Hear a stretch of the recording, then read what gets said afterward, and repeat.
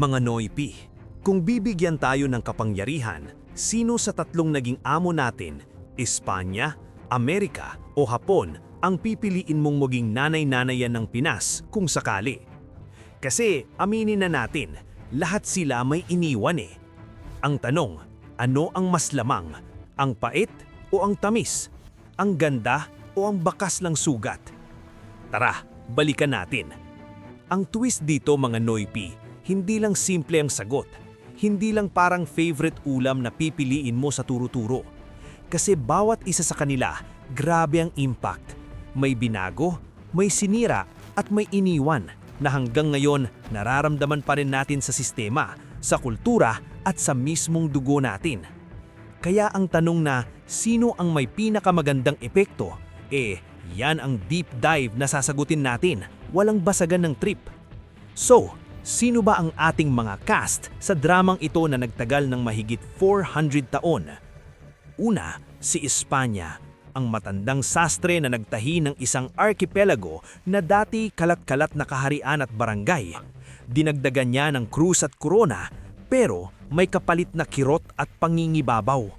Sumunod si Amerika, ang bagong teacher na nagdala ng libro at balota, nagpakita ng daan tungo sa demokrasya, pero may kasamang malaking sampal at ang pait ng digmaan.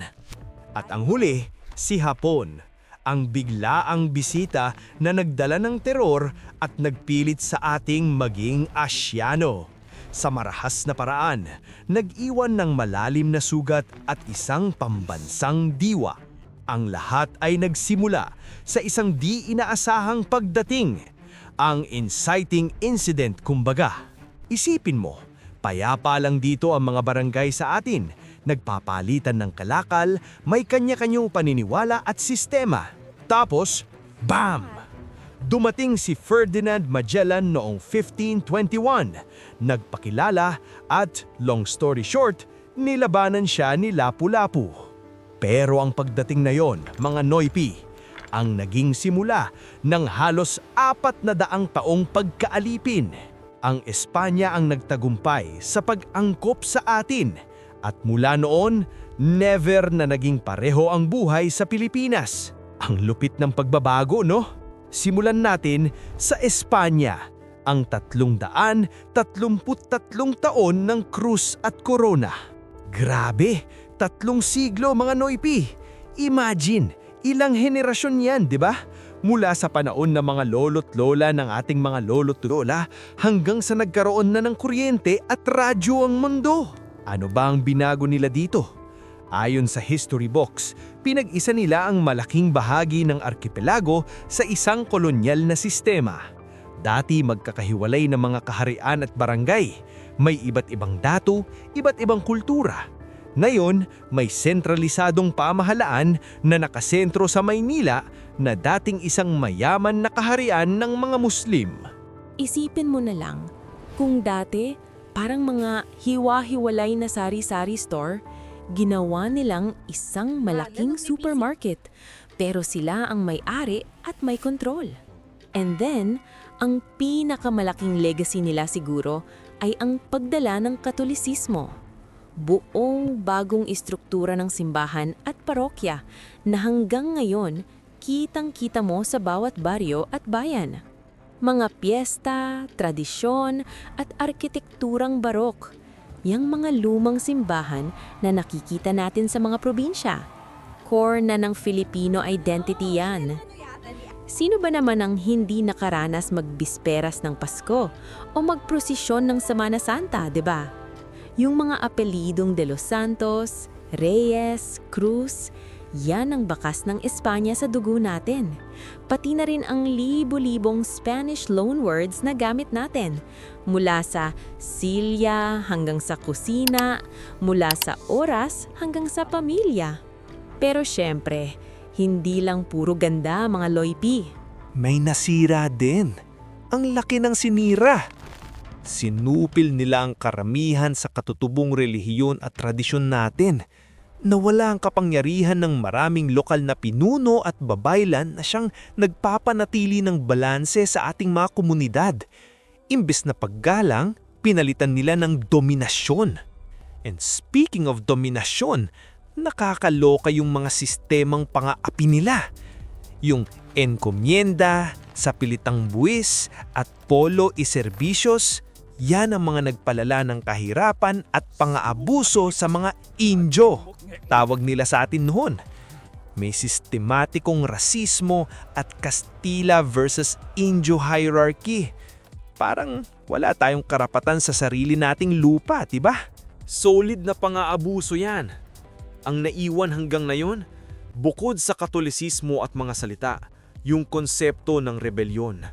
Mula kay Dagohoy hanggang sa mga bayaning 1896, yung anti-colonial na galit sa Espanya ang nagbigay hugis sa ating unang pambansang kilusan.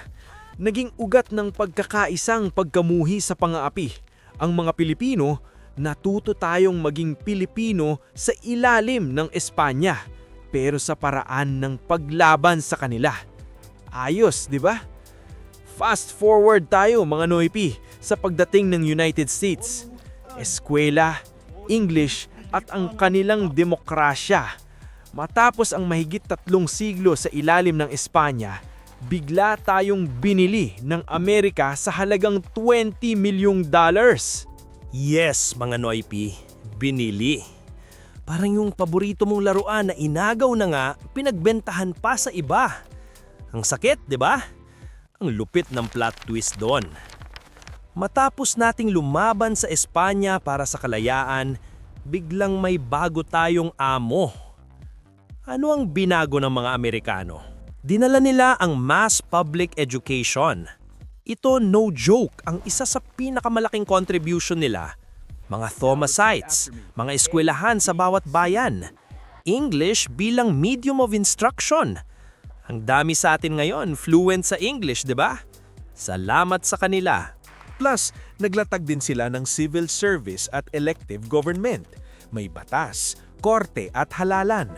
Ito ang foundation ng ating gobyerno ngayon, mula sa House, Senate hanggang sa Supreme Court. Nakamodelo sa US-style democracy. Naglatag din sila ng Commonwealth at Konstitusyon.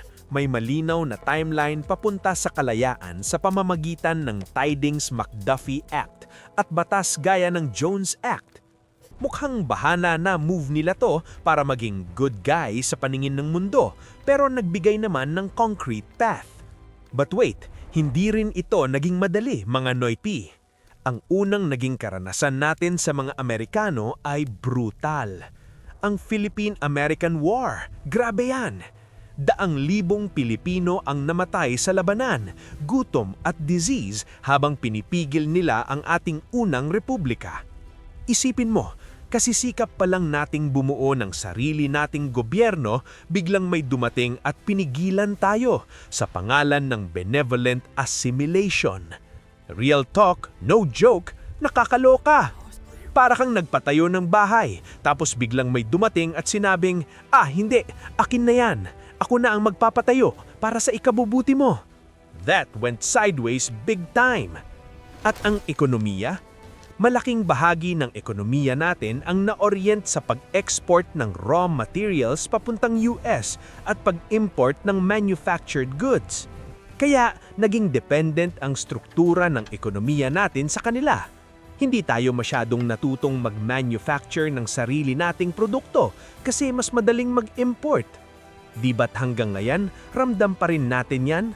Parang paborito mong FX o jeepney na kailangan ng pyesa pero sa labas mo pa bibilhin imbes na tayo na mismo ang gumawa. Ano ang naiwan? English bilang official na wika, public school system at yung mga institusyon ng gobyerno at yung malalim na military at political ties mula base agreements hanggang mutual defense na hugis pa rin ng foreign policy ng Pinas. Kung may problema tayo sa WPS, sino ang tinatawag natin? Sila pa rin, di ba? Solid ang kapit. Then, bam! Dumating si Hapon. 3 taon ng teror at pagtatagdag ng nationhood. Ito na siguro ang pinakamaikli pero pinakamasakit na yugto ng kolonisasyon natin. Ilang taon lang pero nag-iwan ng trauma na hanggang ngayon pinag-uusapan pa rin ng mga lolo at lola natin. Ang lupit ng nangyari. Ano ang binago ng mga Hapon? Itinayo nila ang Puppet Republic of the Philippines kasama si Jose P. Laurel at propaganda ng Asia for Asians. Pinilit nilang palabasing hiwalay tayo sa impluensya ng kanluran, pero ang totoo, gusto lang nila tayong gamitin para sa sarili nilang imperyo.